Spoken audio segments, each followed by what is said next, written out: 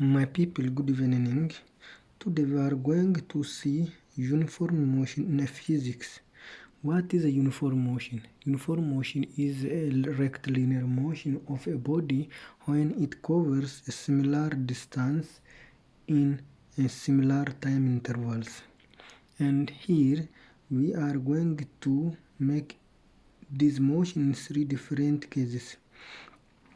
In the first case is when the object's speed is constant. That means it is not changing over time.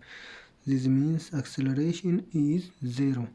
That means the body moves with constant speed.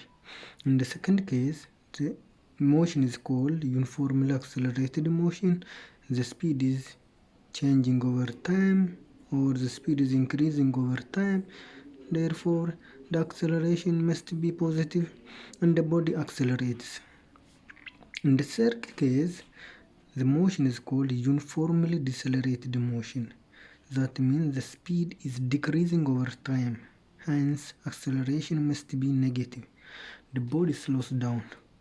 And in these three cases, when we want to calculate the speed, in the first case, we use simply the obvious formula.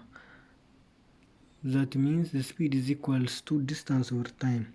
And on the graph, it is shown that the speed is constant. Horizontal line means the speed doesn't change. In the second case, we have two different types of speeds, initial speed and final speed. And we will use this formula to calculate either final speed or initial speed if it is given the time and acceleration of the body. And on the graph, as you see, the speed is increasing over time. In the third case, the speed final or initial is calculated by using this formula if the time taken to cover this displacement or distance and acceleration is known. And on the graph, as you see, the body decelerates. That means the speed decreases over time.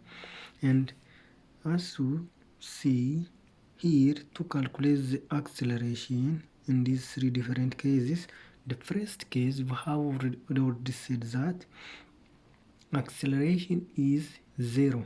That means the speed is constant. And in the second case, we have already said that the acceleration must be positive since the body accelerates. And that means the final speed is always greater than the initial speed. And by using this formula, we can calculate the acceleration of the body. In the third case, the acceleration must be negative since the object slows down, and that means the final speed is always less than the initial speed. When we come to the displacement part, in these three cases, displacement is calculated by using this formula. This is derived from this obvious formula. That means distance is equals to speed multiplied by the time. In the second case, displacement can be calculated by using these three formulas.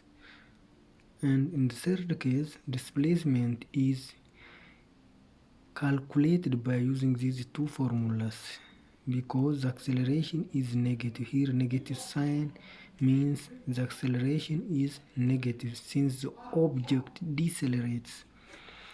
And when we come to see geometric sense of these graphs, on the graph shown that the displacement is going to be the area. That means the displacement is calculated by using this obvious formula, the area.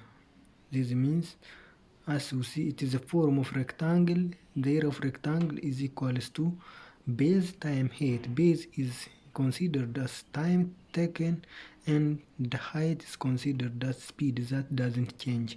Therefore, simply the area or the displacement is calculated by using this formula. In the second case, when object is accelerating, we will have this graph, and area under this graph is the same as the distance covered by the body. Therefore, we will use this formula. This is just trapezium form, and area of trapezium is equals to half time base 1 just like V0 and base 2 just like V, and times the height. Height is considered as the time taken to cover this distance, and simply by using this formula we can calculate the distance taken by the body when the object is accelerating. Thank you for watching. See you soon. Bye bye.